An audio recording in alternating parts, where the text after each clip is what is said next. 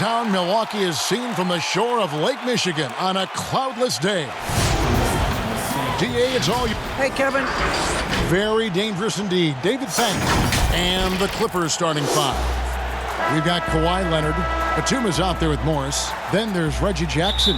And it's George in at the two-guard spot. And for the Bucks, Middleton and Giannis are the forward tandem. Dante DiVincenzo, he's out there with Holiday. And it's Lopez in at the five, roaming the paint. That's the efficiency you want to see from Jackson, using his poise and vision to make a play. DiVincenzo can't hit it. And pushing it up, here's the Clippers. And Kawhi Leonard with the slam. Great teamwork, punctuated by a strong finish. That is the perfect fast break, guys. Getting a hoop before the defense can get set. Now here is Holiday, Middleton. And off target as he starts the game 0 for 1. From 18 feet away, rebounded by the Bucks. Giannis right side. And it falls over the rim and in. You know, with his athletic ability, Antetokounmpo could almost get away with not having a jump shot, but he's got one anyway. Now here's Leonard, and the whistle blows. It's going to be on Chris Middleton. That is his first foul of the game.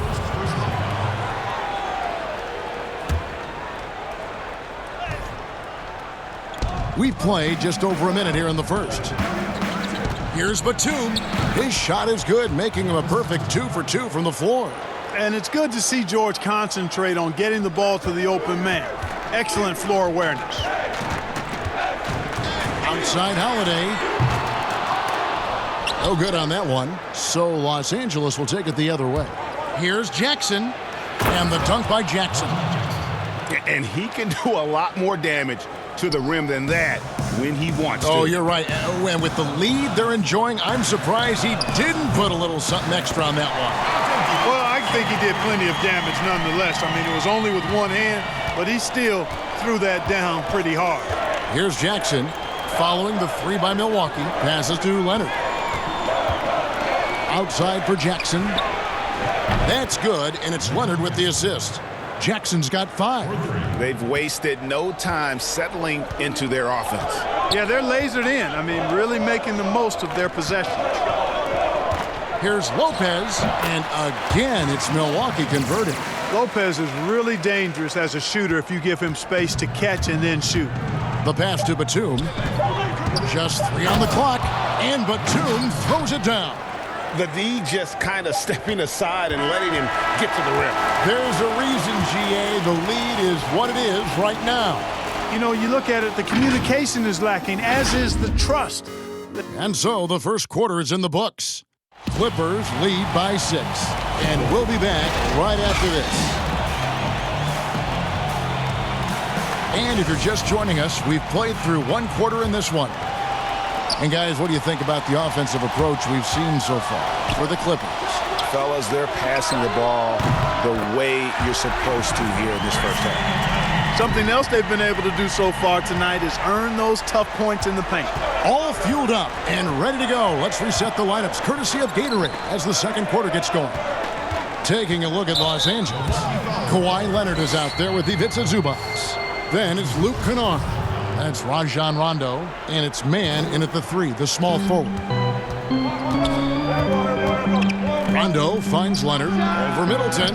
Greg, you and I talk about the big man, his role in the current NBA, and how they can possibly carry the standard for the great centers before them. And you played with the great one in Patrick Ewing, so you have a great appreciation, I would think, for it. Oh, no doubt about it. And I think two guys kind of separated themselves a little bit.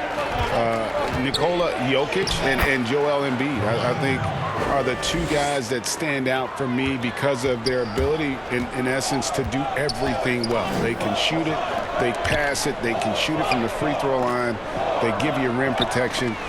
I throw Rudy Gobert up there as an elite center as well. Doesn't have the offensive impact that those guys have, but he does impact the game as well. 3 young, dynamic centers. Those are good names. And so it's Rondo bringing it up for the Clippers. They trail by 1. Here's Here's Zubac, and plenty of contact on the shot. So, 2 free throws coming up. And Milwaukee gets called for the foul. First trip to the line for him here.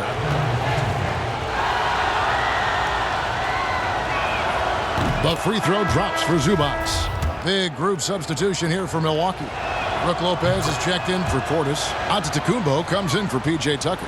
Dante DiVincenzo, he's checked in for Pat Connaughton. And it's Drew Holiday in for Bryn Forbes. Here's Lopez. It's hauled in by the Clippers. Not sure what the D was doing there. Clearly a breakdown. You can ill afford to give a guy like him that good a look. And George is very good in how he leaks out in transition, times it perfectly, and really creates high percentage shots for himself as a result. And it's good off the back rim and in. Just reliable, guys. He's just always trying to make the right play. And stolen by DiVincenzo. Up the floor, here's Middleton. Finished off the break. Middleton's got the lead up to 1 now for the Bucks. Clearly, he's one of the best there is in the business when it comes to making that lead pass. And a deep 3 from George. And the last shot at the buzzer doesn't go in for him.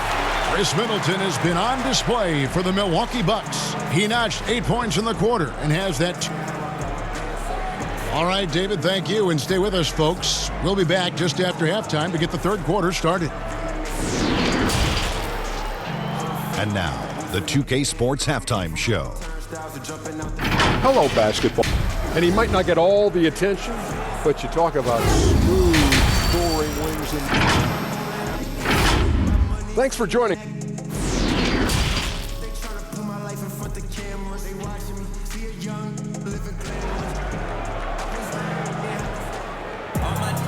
We've got second half action for you, and if the next couple quarters are similar to the first, this one could go down to the last possession. Without question, Chris Middleton displaying his skills today. He's done a fantastic job of finding open space to operate within the first few quarters. And you know what? It helped that they had a few guys with very hot hands on the perimeter, too. Giannis is the 4 with Lopez the 5. Holiday out there with Dante DiVincenzo. And it's Middleton in at the 3. That's the group for Milwaukee right now. Here's the teardrop, and they pick up 2. Jackson's got 7 points in the game. And with the defender draped all over him, Jackson has that strength to fight through the contact. Pass to Middleton. Shoots the 3. And again, Milwaukee with the triple. And the D has gotten a little bit laxed here defending the triple. Clippers trail by 5. George looking over the floor. And he drops in the layup off the glass. And there's a pattern starting to take shape here. They're working it inside and getting good shots from close range. Well, I agree with you. 4 of their last 5 baskets have been exactly of that variety. Jackson down low, covered by Giannis. Here's Leonard. And it's wide right. It's off the rim. Bucks leading by 3. The 3 for DiVincenzo. Kawhi Leonard with the rebound. We've got a 9-second difference between the shot clock and the game clock, and it goes down 2 points. Yeah, and from mid-range, Leonard's jump shot is money. It doesn't matter if it's off the dribble or catch and shoot. He never loses his touch. Knocks down the 3 ball. He has 5. And perimeter scoring, I have to imagine it was a topic of discussion at halftime. Certainly. I mean, they saw a weakness in the perimeter defense and took advantage of it. You know, sometimes making it difficult for him to finish at the rim is all you can ask for from the defense. And you gotta love the big bucket in the paint in this sort of a grinded-out game. And so it's Milwaukee with a 6-point lead at the end of the quarter. What a defensive effort they put on Kawhi Leonard. It's rare to see him have the kind of trouble he's had tonight. I want all the bags, I want all the bags. And with 3 quarters behind us, we start the 4th quarter in what is still anybody's ball game. I just fall back. Never fall off, I just fall back. Morris with the ball. And on the floor for the Clippers here in the 4th, they've got Rajon Rondo. Marcus Morris is out there with Batum. Then it's Luke Kennard. And it's man in at the small forward. An efficient scorer inside. Morris can beat you with a variety of moves. Pass to Connaughton from outside the arc. Kennard with the rebound. Clippers trail by 4. Here's man. And he drops it in from the low post.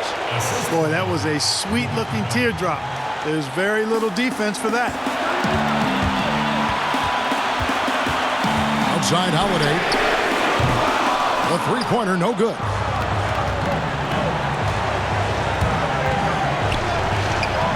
Outside Batum. And, yep, finally drops after rolling around the rim. Batum's got it all tied up now for Los Angeles. Holiday, the pass to Connaughton.